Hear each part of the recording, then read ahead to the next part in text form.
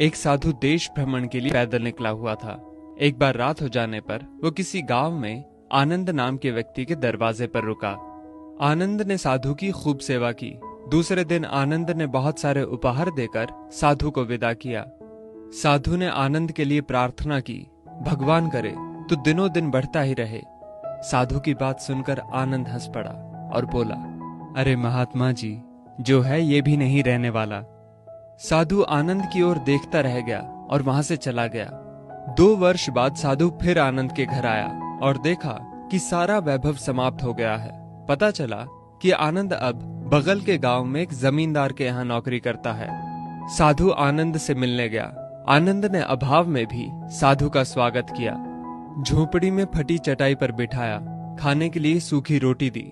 दूसरे दिन जाते समय साधु की आंखों में आंसू थे। साधु कहने लगा, हे भगवान, ये तूने क्या किया? आनंद पुनः हंस पड़ा और बोला, महाराज, आप क्यों दुखी हो रहे हैं? महापुरुषों ने कहा है कि भगवान इंसान को जिस हाल में रखे, इंसान को उसका धन्यवाद करके खुश रहना चाहिए। समय सदा बदलता रहता है और सुनो, ये भी नहीं रहने वाला। साधु मन ही मन सोचने लगा, मैं तो केवल भेष से साधु हूं, सच्चा साधु तो तू ही है आनंद।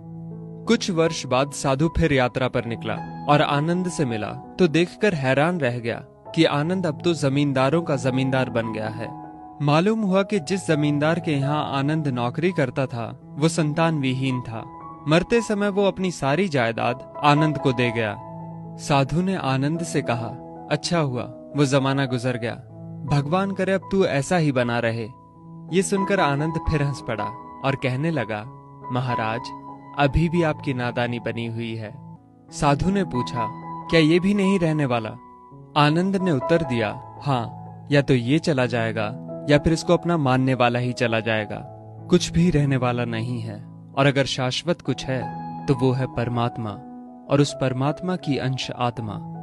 आनंद की बात को साधु ने गौर से सुना और चला गया। साधु कई साल बाद फिर लौटता है तो देखता है कि आनंद का महल तो है, किंतु कबूतर उसमें गुटरगू कर रहे हैं और आनंद का देहांत हो गया है। बेटियां अपने अपने घर चली गईं, बूढ़ी पत्नी कोने में पड़ी है। साधु कहता है, अरे इंसान, तू किस बात का अभिमान करता है? क्यों इतराता है? यहाँ कुछ भी टिकने वाला नहीं है। दुख या सुख कुछ भी सदा नहीं रहता। तू सोचता है पड़ोसी मुसीबत में है और मैं मौज में हूं, लेकिन सुन, ना मौज रहेगी और ना ही मुसीबत। सच्चे इंसान वे हैं जो हर हाल में खुश रहते हैं। मिल गया माल तो उस माल में खुश रहते हैं, और हो गए बेहाल तो उस हाल में खुश रहते हैं। साधु कहने लगा, धन्य है आनंद तेरा सत्संग, और धन्य है तुम्हारे सतगुरु। मैं तो झूठा साधु हूं, असली फकीरी तो तेरी जिंदगी है। अब मैं तेरी तस्वीर देखना चाहता हूं, कुछ फूल चढ़ाकर दुआ तो मांग लूं। साधु दूसरे कमरे में जाता है तो देखता है कि आनंद ने अपनी तस्वीर पर लिखवा रखा है, आखिर में ये भी नहीं रहेगा।